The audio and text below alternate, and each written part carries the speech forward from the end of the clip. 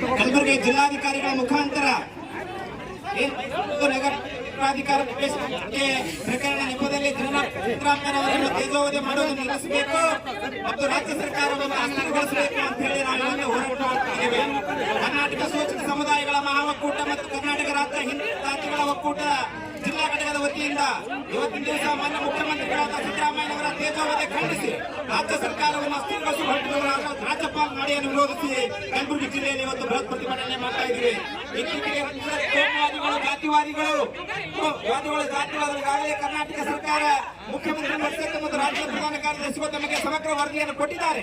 ಆದರೂ ಸಹಿತ ಇವುಗಳನ್ನು ಪರಿಗಣಿಸಿ ರಾಜ್ಯಪಾಲರಾಗಿರ್ತಕ್ಕಂಥ ತಾವುಗಳು ಇಲ್ಲಿಗೆ ಇದನ್ನು ಮುಕ್ತಾಯಗೊಳಿಸಬೇಕು. ಇಲ್ಲಾದರೆ ಇಡೀ ರಾಜ್ಯಾದ್ಯಂತ ಜಿಲ್ಲಾದ್ಯಂತ ಸಮಸ್ತ ಶೋಷಿತ ಸಮುದಾಯ ನಿಮ್ಮ ವಿರುದ್ಧ ಹೋರಾಟ ಮಾಡಲಿಕ್ಕೆ ನಿಂತಿದೆ ಅಂತ ಈ ಮೂಲಕ ಹೇಳ್ತಾ ನಾವು ಮನವಿ ಪತ್ರ ಕೊಡ್ತಾ ಇದ್ದೇವೆ. ಜಿಲ್ಲಾಧಿಕಾರಿಗಳು ಸಲ್ಲಿಸ್ತಾ ಇದ್ದೀವಿ.